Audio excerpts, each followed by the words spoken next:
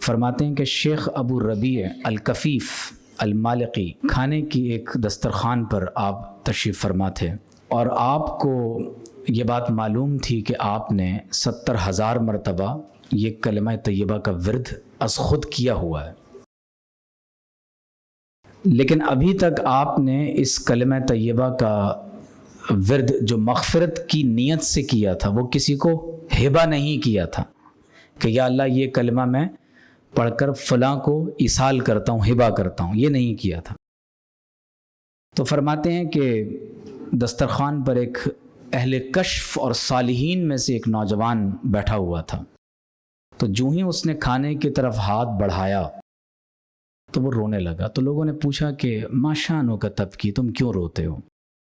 تو اس نے کہا کہ ہادہ جہنم اراہا و ارا امی فیہا، تو کہا کہ مجھے ابھی ابھی کشف ہوا ہے کہ میری ماں انتقال کے بعد اس وقت جہنم کے اندر ہے، تو میں کھانا کیسے کھا سکتا ہوں؟ تو شیخ ابو ربیع کہتے ہیں کہ میں نے اپنے دل میں کہا کہ اے اللہ تو جانتا ہے کہ میں نے 70,000 مرتبہ تیرے کلمہ توحید و رسالت کا ورد کیا ہے، تو میں اس بچے کی ماں کے لیے یہ تمام کا تمام کلمہ طیبہ کا ثواب ہبہ کرتا ہوں، تو اے پروردگار تو اس کی مغفرت فرما دے۔ تو فرماتے ہیں کہ تھوڑی دیر بعد اس بچے نے کہا الحمدللہ، میں اپنی ماں کو دیکھتا ہوں کہ اب وہ جہنم سے نکال کر جنت میں داخل کر دی گئی۔ تو اب آپ آگے فرماتے ہیں کہ فصح عندی ھذا الخبر النبوی بکشف ھذا الصبی، فرماتے ہیں کہ اس بچے کے کشف سے مجھے یہ معلوم ہو گیا کہ یہ حدیث صحیح ہے۔ وصح عندی کشف الصبی بالخبر، اور میں نے اس حدیث سے یہ بات جان لی کہ اس لڑکے کا کشف بھی ٹھیک ہے۔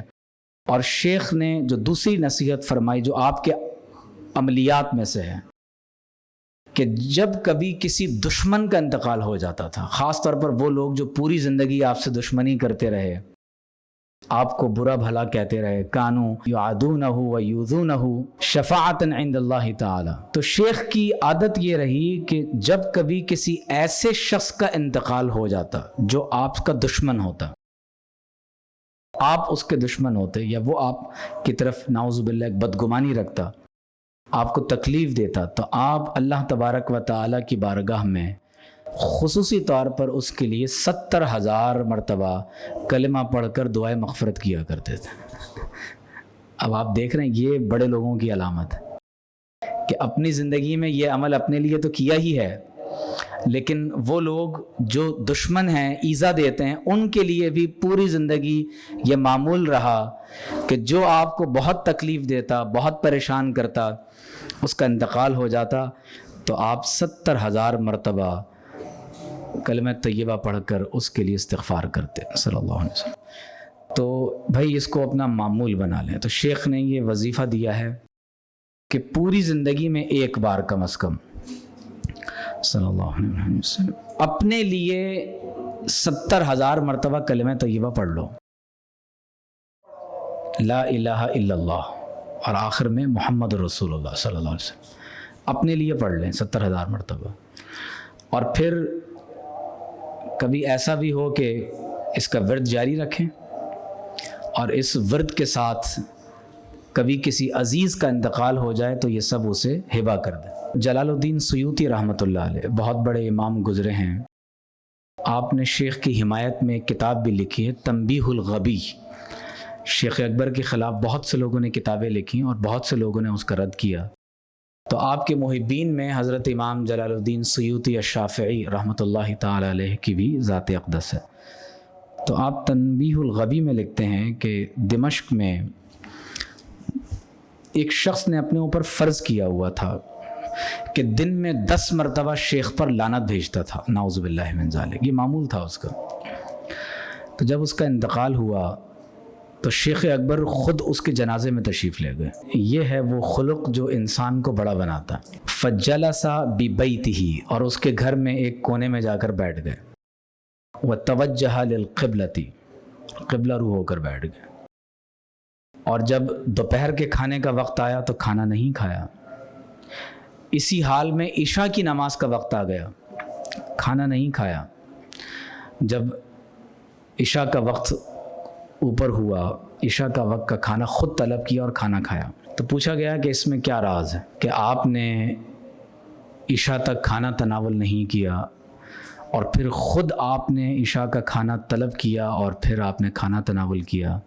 تو فرماتے ہیں کہ التزمت مع اللہ آکل ولا اشرب حتی یغفر لہذا الذی یلعننی. تو میں نے اللہ تبارک و تعالیٰ سے دعا کی کہ جب تک تو اس بندے کی مغفرت نہیں کرے گا نہ میں کھانا کھاؤں گا نہ میں پانی پیوں گا. اور فرماتے ہیں میں نے 70,000 مرتبہ اس شخص کے لیے کلمہ طیبہ کا ورد کیا تو اللہ نے میرے دل میں القاء فرمایا ہے کہ عشاء کے بعد اللہ نے اس کی مغفرت فرما دی ہے. تو بزرگوں کو خواب میں بھی اور کبھی مکاشفہ میں بھی اس طرح کی کیفیت جو ہے وہ پیدا ہو جاتی ہے. شیخ اکبر علیہ رحمہ نے اپنا ایک واقعہ لکھا ہے علم حدیث کے حوالے سے. تو فرماتے ہیں کہ آپ کی کتاب ہے مبشرات. تو فرماتے ہیں کہ ابتدائی زندگی میں اہل رائے کی کتابوں کا بہت مطالعہ کرتا تھا. فقہا، مجتہدین اور دانشور، ان کی کتابوں کا بہت مطالعہ کرتا تھا. تو فرماتے تھے کہ فرأیت نفسی فی المنام، کہتے ہیں ایک دن میں نے اپنے آپ کو خواب میں دیکھا اور یہ دیکھا کہ میں ایک بہت کھلے وسیع فسیح میدان میں ہوں اور ایک جماعت اور گروہ ایسا ہے جن کے ہاتھ میں اسلحہ ہے، یریدون قتلی، اور وہ مجھے قتل کرنا چاہتے ہیں. اور اس پورے میدان میں ایک فوج ہے اور اس فوج کے مقابلے میں اکیلا کھڑا ہوا ہوں. اور ولا ملجا معی آوی الی، اور میرے پاس کوئی ایسا ٹھکانہ ہی نہیں تھا کہ جس کے دامن میں لپٹ کر پناہ حاصل کر لوں. فرماتے ہیں فرأیت امامی ربوۃ رسول اللہ صلی اللہ علیہ وسلم علیہ واقف. فرماتے ہیں کہ پھر میں نے دیکھا کہ ایک اونچا کوئی مقام ہے جہاں حضور علیہ الصلوۃ والسلام کھڑے ہوئے ہیں، تشریف فرما ہیں. تو میں حضور کی بارگاہ میں حاضر ہو گیا اور حضور کے پاس حاضری دی. تو آپ صلی اللہ علیہ وآلہ وسلم نے فَأَلْقَ ذِرَاعَهُ عَلَيَّ. تو شیخ فرماتے ہیں میں نے خواب میں دیکھا کہ پوری فوج میدان میں جمع ہے اور آپ علیہ الصلوۃ والسلام ایک اونچے مقام پر تشریف فرما ہیں. اور جو ہی میں حضور کی بارگاہ میں حاضر ہوا تو آپ علیہ الصلوۃ والسلام نے اپنا دست مبارک میری طرف بڑھا دیا. وَضَمَّنِي ضَمًّا عَظِيمًا، اور مجھے بہت زور سے آپ علیہ الصلوۃ والسلام نے گلے لگا لیا اور مجھ سے فرمایا یا حبیبی استمسک بی لتسلم، اے میرے حبیب، اے میرے دوست، مجھے مضبوطی سے پکڑ لو تاکہ تم محفوظ ہو جاؤ. فرماتے ہیں کہ جو ہی میں نے اب دشمن کی طرف دیکھا، اب حضور نے اپنے سینہ مبارک سے لگایا ہوا ہے، تو کہا اب میں نے جو ہی دشمنوں کی طرف دیکھا تو کہا مجھے پوری روئے زمین پر کوئی ایک دشمن بھی نظر نہیں آیا. تو اس خواب کی تعبیر آپ نے یہ فرمائی کہ فَمِن ذَلِكَ الْوَقْتِ اشتغلت بالحدیث، پھر اس دن کے بعد سے میں نے اپنے آپ کو اہل الرائے کی کتابوں سے دور کرنے کے بعد اپنے آپ کو کتب حدیث کی طرف مشغول کر دیا. تو اس سے بات معلوم ہوئی کہ دنیا میں بھی ابھی ایسا ہی ہو رہا ہے نا، ہر طرف دشمن ہی دشمن ہیں. اور میں تو حیران ہوتا ہوں کہ ایک کے بعد ایک فوری طور پر ایک نیا مسئلہ، تو ہر روز ایک نیا مسئلہ، ایک نیا فتنہ. تو شیخ نے اس سے یہ نصیحت ہمیں فرمائی ہے کہ ہمیں چاہیے کہ ہم اپنے آپ کو قرآن اور صاحب قرآن کی تعلیمات سے جوڑ لیں. آپ پڑھیں، مختلف لوگوں کی کتابوں کا مطالعہ کرتے رہیں، آپ یہ خود بھی زندگی میں تجربہ کر لیں.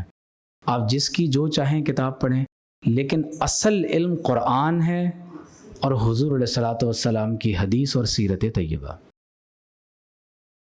تو آپ فرماتے ہیں کہ فَمِن ذَلِكَ الْوَقْتِ اشتغلت بالحدیث، اس وقت کے بعد سے میں نے اپنے آپ کو علم حدیث میں مصروف کر لیا، کیونکہ حضور نے کیا فرمایا تھا، یا حبیبی استمسک بی، مجھے مضبوطی سے پکڑ لو.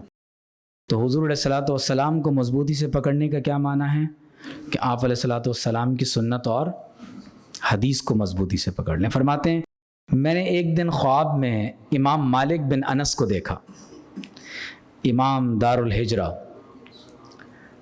امام مالک بن انس کو دیکھا، وعلیہ ثوب ابیض یجر منہ فی الارض، اور فرماتے ہیں کہ اتنے لمبے کپڑے آپ نے پہنے ہوئے تھے جو کم از کم 12 گز زمین کے اوپر وہ کپڑا یعنی لگ رہا تھا۔ اور آپ جانتے ہیں کہ خود شیخ نے ایک جگہ لکھا ہے کہ خواب 2 طرح کے ہوتے ہیں، ایک خواب تعبیری ہوتا ہے اور ایک خواب حقیقی ہوتا ہے۔ حقیقی خواب یہ ہے کہ جیسے آپ نے دیکھا ہو بہو اسی طرح حقیقت میں وہ چیز واقع ہو گئی، یہ خواب حقیقی ہے۔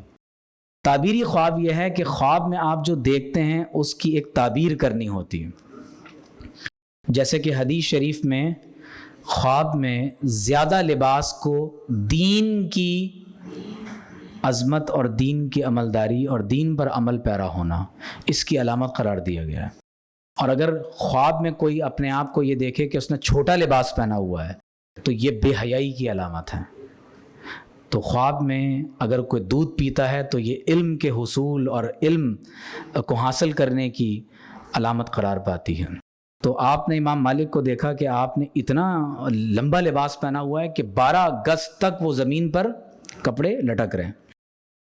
تو آپ نے ان سے پوچھا کہ یا مالک ما اقرا، امام مالک مجھے آپ بتائیں کہ میں کیا پڑھا کروں؟ تو آپ نے فرمایا تحب ان تقرأ کتب الرائے، فرمایا آپ تو شیخ اکبر سے کہا آپ تو وہ اہل الرائے کی کتابیں پڑھتے ہیں۔ تو آپ نے فرمایا کہ نہیں، مجھے آپ بڑا لمبا واقعہ، آپ نے فرمایا کہ مجھے نصیحت فرمائیں۔ تو فرمایا علیک یا بنی بتقیید الحدیث والعمل به، تو فرمایا اے میرے بیٹے آپ پر لازم ہے کہ حدیث کی کتابوں کو لازم پکڑ لیں اور ان پر عمل کیا کریں۔ آپ کو معلوم ہے کہ شاہ عبدالحق محدث دہلوی نے بھی اور دیگر محدثین نے بھی یہ لکھا ہے کہ وہ لوگ جو صبح و شام حدیث پڑھتے ہیں اور پڑھاتے ہیں، سیرت النبی صلی اللہ علیہ وآلہ وسلم پڑھتے ہیں اور پڑھاتے ہیں، تو گویا کہ وہ ہر وقت حضور علیہ الصلوۃ والسلام کی خدمت میں حاضر ہیں۔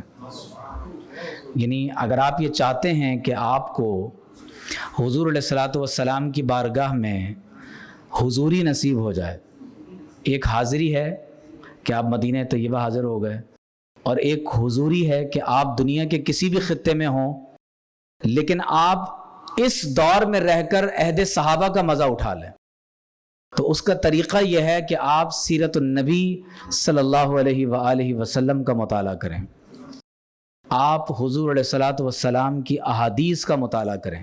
اب آپ غور کیجئے کہ اگر آپ کے صبح و شام اس میں گزرتے ہوں کہ حضور علیہ الصلوۃ والسلام نے یہ عمل یوں فرمایا اور اس بارے میں حضور علیہ السلام نے یہ فرمایا، تو کیا ہوگا؟ گویا کہ آپ ہر وقت آپ علیہ الصلوۃ والسلام کی بات بالواسطہ آپ سماعت کر رہے ہیں۔ تو شیخ اکبر نے فرمایا کہ اس کے بعد سے میں نے اپنی زندگی میں یہ عمل اختیار کر لیا کہ میں نے کتب حدیث کو اپنے لیے لازم پکڑ لیا۔